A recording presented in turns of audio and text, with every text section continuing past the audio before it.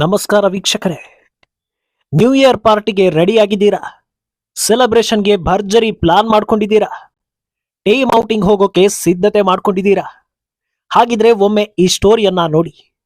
S ಸ್ನೇಹಿತರೆ, ಹೋದ್ಯ ಪಿಶಾಚಿ ಅಂದ್ರೆ ಬಂದ್ಯ ಗವಾಕ್ಷಿಲೆ ಅಂತ ಮತ್ತೆ ಬೇರೆ ರೂಪದಲ್ಲಿ ವಕ್ಕರಿಸ್ತಾ ಇದೆ ಮಹಾಮಾರಿ. 1.5 ವರ್ಷದಿಂದ ತೆಪ್ಪಗಿದ್ದ ಕರೋನಾ ಮತ್ತೆ ಕೆರಳಿ ನಿಂತಿದೆ. ಇದರ ಎಫೆಕ್ಟ್ ಈಗ ನಿಮ್ಮ ನ್ಯೂ ಇಯರ್ ಸೆಲೆಬ್ರೇಷನ್ ಮೇಲೆ ಬಿದ್ದಿದೆ. ಸ್ನೇಹಿತರೆ, 2020ರಲ್ಲಿ ಕೇರಳದ ಮೂಲಕ ಪ್ರವೇಶಿಸಿ 2 ವರ್ಷ ಕರುನಾಡನ್ನೇ ಅಲುಗಾಡಿಸಿದ್ದ ಮಾರಿ ಈಗ ಮತ್ತೆ ಕೇರಳದಿಂದಲೇ ಬರ್ತಾ ಇದೆ. ಈಗಾಗಲೇ ದೇಶದಲ್ಲಿ ಆಕ್ಟಿವ್ ಕೇಸ್ಗಳ ಸಂಖ್ಯೆ 1,300ರ ಗಡಿ ದಾಟಿದೆ. ಇನ್ನು ಕೇರಳದಲ್ಲಂತೂ ನಿತ್ಯ 300ಕ್ಕೂ ಹೆಚ್ಚು ಕೇಸ್ಗಳು ದಾಖಲಾಗ್ತಾ ಇವೆ. ಈಗಾಗಲೇ ಈ ಸೋಂಕಿಗೆ ಸಿಲುಕಿ ಕೇರಳದಲ್ಲಿ 2 ಬಲಿಯಾಗಿದ್ದಾರೆ. ಕೋಯಿಕೋಡ್ನ ಒಬ್ಬರು, ಕಣ್ಣೂರು ಪಾಲಕಂಡಿಯ ಮತ್ತೊಬ್ಬರು ಈ ಮಾರಿಗೆ ತುತ್ತಾಗಿದ್ದಾರೆ. ಇದು ಈ ಸೋಂಕಿನ ಗಂಭೀರತೆಯನ್ನ ಹೆಚ್ಚಿಸಿದೆ. ಏನು ಕೇರಳಕ್ಕೆ ಬಂತು ಅಂದ್ರೆ ಕರ್ನಾಟಕಕ್ಕೆ ಎಂಟ್ರಿ ಫಿಕ್ಸ್. ಇದನ್ನ ತಪ್ಪಿಸೋಕೆ ಸಾಧ್ಯವೇ ಇಲ್ಲ. ಕಳೆದ ಬಾರಿ ಅಂದ್ರೆ 2020ರಲ್ಲಿ ಕೇರಳಕ್ಕೆ ಬಂದು 1 ತಿಂಗಳ ನಂತರ ಕರುನಾಡಿಗೆ ವಕ್ಕರಿಸಿದ್ದ ಮಾರಿ ಕೇರಳಕ್ಕಿಂತ ಹೆಚ್ಚು ನಮ್ಮ ರಾಜ್ಯವನ್ನೇ ಕಾಡಿಬಿಟ್ಟಿತ್ತು. ಇದನ್ನ ನೋಡಿ ಬೆಚ್ಚಿ ಬಿದ್ದಿರುವ ಸರ್ಕಾರ ಆರಂಭದಲ್ಲೇ ಈ ಮಾರಿಯನ್ನ ಹೊಸಕಿ ಹಾಕೋದಕ್ಕೆ ಪ್ಲಾನ್ ಮಾಡ್ತಾ ಇದೆ.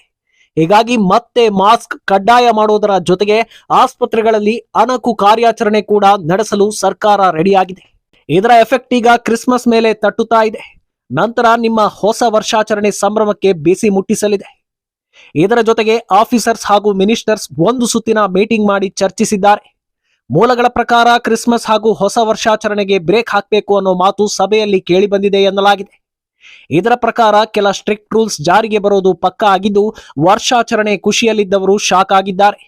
ಕಳೆದ 1 ವರ್ಷದಿಂದ ಅಲ್ಲಿ ಇಲ್ಲಿ ಸಣ್ಣಗೆ ಸದ್ದು ಮಾಡಿ ತೆಪ್ಪಗಿದ್ದ ಮಾರಿ ಈಗ ದುತ್ತನೆ ಎದುರಾಗಿದ್ದು ಮತ್ತೆ ಮಾರಿ ಕುಡಿತ ಶುರುವಾಗಿದೆ.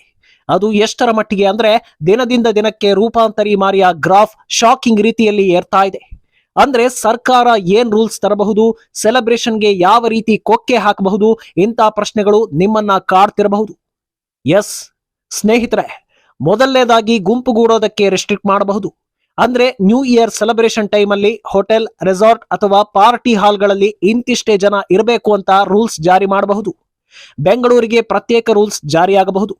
ಬಾರ್ ಹಾಗೂ ಪಬ್ಗಳಲ್ಲಿ 50-50 ಅವಕಾಶ ಕಲ್ಪಿಸಬಹುದು. ಇನ್ನು ಹೋಟೆಲ್ ಹೊರಗೆ ರಸ್ತೆಗಳಲ್ಲಿ ಗುಂಪುಗೂಡಿ ಅಡ್ಡಾಡೋದಕ್ಕೆ ಅಡ್ಡಿ ಮಾಡಬಹುದು. ಅದರಲ್ಲೂ MG ರೋಡ್ ಹಾಗೂ ಬ್ರಿಗೇಡ್ ರೋಡ್ಗಳಲ್ಲಿ ಗುಂಪಾಗಿ ಸಂಭ್ರಮಾಚರಣೆಗೆ ಬ್ರೇಕ್ ಬೀಳಬಹುದು. ಮನ ಬಂದಂತೆ ಮೋಜು ಮಸ್ತಿ ಮಾಡೋದಕ್ಕೆ ಬ್ರೇಕ್ ಬೀಳಬಹುದು. ನಗರಕ್ಕೆ ಸಂಪರ್ಕ ಕಲ್ಪಿಸುವ ರಸ್ತೆಗಳನ್ನ ಬಂದ್ ಮಾಡಿಸಬಹುದು. ಇಂತಿಷ್ಟೇ ಸಮಯಕ್ಕೆ ಪಾರ್ಟಿ ಮುಗಿಸಬೇಕು ಅಂತ ಫರ್ಮಾನು ಹೊರಡಿಸಬಹುದು. ಮಾಸ್ಕ್, ಸ್ಯಾನಿಟೈಸೇಷನ್ ಕಡ್ಡಾಯ ಮಾಡಬಹುದು. ಹೌದು ಸ್ನೇಹಿತರೆ, ಸದ್ಯದ ಪರಿಸ್ಥಿತಿಯನ್ನ ತುಂಬಾ ಸೀರಿಯಸ್ ಆಗಿ ಪರಿಗಣಿಸಿರೋ ಸರ್ಕಾರ ಸ್ಟ್ರಿಕ್ಟ್ ರೂಲ್ಸ್ ಅನ್ನ ಜಾರಿಗೆ ತರೋದಕ್ಕೆ ಡಿಸೈಡ್ ಮಾಡಿದೆಯಂತೆ. ಈ ಬಗ್ಗೆ ಅಧಿಕಾರಿಗಳ ಜೊತೆ ಹೆಲ್ತ್ ಮಿನಿಸ್ಟರ್ ದಿನೇಶ್ ಗುಂಡೂರಾವ್ 1 ಸುತ್ತಿನ ಮಾತುಕತೆ ಕೂಡ ನಡೆಸಿದ್ದಾರೆ. ಅಧಿಕಾರಿಗಳು ಮಾತ್ರ ಅಲ್ಲದೆ ತಜ್ಞ ವೈದ್ಯರಿಂದ ಕೂಡ ಮಾಹಿತಿ ಪಡ್ಕೊಂಡಿದ್ದಾರೆ. ಈ ಬಗ್ಗೆ ಸಂಬಂಧಪಟ್ಟವರ ಜೊತೆ ರೆಗ್ಯುಲರ್ ಮೀಟಿಂಗ್ ನಡೀತಾ ಇದೆ.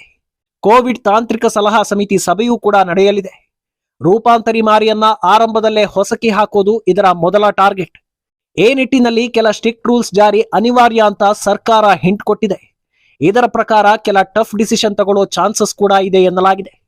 ಇದೇನಾದ್ರೂ ಜಾರಿಗೆ ತರೋದು ಪಕ್ಕ ಆದ್ರೆ ಈ ಬಾರಿ ನಿಮ್ಮ ನ್ಯೂ ಇಯರ್ ಸೆಲೆಬ್ರೇಷನ್ಗೆ ಕುತ್ತು ಬೀಳೋದು ಪಕ್ಕ.